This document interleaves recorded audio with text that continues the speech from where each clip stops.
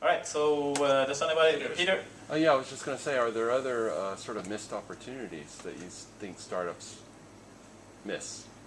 Oh, you named one. You named one where you thought, oh, this is something that should be.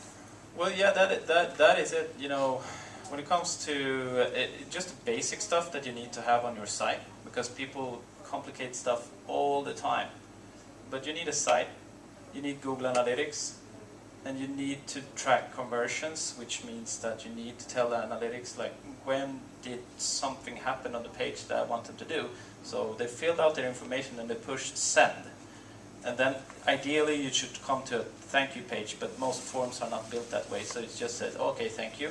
But then we can just Google this on how to do it. You can either do it by putting Tag Manager, which is another free tool where you can put in Google, and it sounds complicated, but it's not really, just get it done. And then in Tag Manager you can actually define that button, that when it tracks a success, meaning that if you filled it out wrong and then you press the button and then it says, oh no, you have to redo it because you filled it out, you didn't put your email, then you don't want that conversion, but you want the conversion when it's actually sent.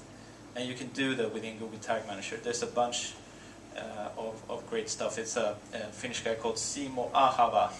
Yeah, that's kind of hard to spell, but just Google like Tag Manager and conversion, and you will get his blog. So that's very important. Or like, I mean, Instagram hashtags, people are using more and more because it's hard to stand out now on Instagram, so people use a lot of hashtags in general. So you can see what they're up to, and then you can DM them straight away. So it's a free channel, very big intent if you look at the last post, and you can also reverse engineer it and instead kind of collaborate with people that are doing this type of things already, most probably on Instagram, but you said that I have a full platform for you, so you can be a partner. So there's a lot of free stuff you can do online. People are just a bit lazy sometimes, I think. Okay. I heard that Pinterest is coming strong here. I thought it was dying. But probably that's really good for estate, for houses and stuff. So, one tips I have, which I really like myself, is the engineered marketing.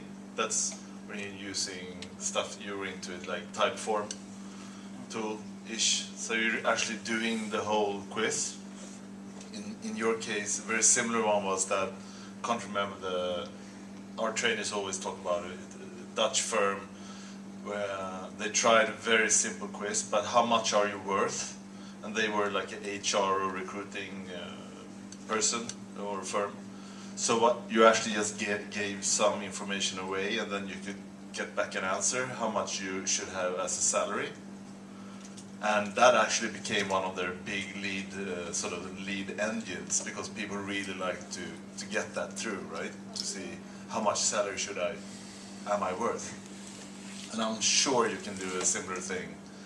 And I'm not just because you got all the tips now, but actually, you know, we can probably go through the whole audience, all of you, and we can find really fun stuff that you can do, which I would call engineer marketing, which is more sort of product-centered way of getting people through Instagram, through the social platforms, and let them do it.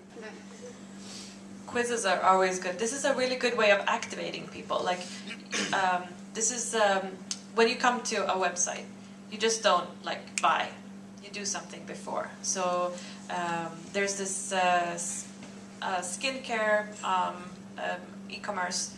They have like do a skin test to see, and they have so many good products, and all of their products are really expensive. But you do the skin test, and the last question is to take a picture in daylight of your skin, and someone is actually analyzing it. I don't know if it's true or not, but and then you get like a set of products that is good for you, for cleaning, for day moisturizer, for night moisturizer, for eye cream, for everything. So you get a tailored kind of thing, and quizzes is a very good way of getting, like, I've started to type now, it must be worth more time, and since I put more time, it must be worth my money.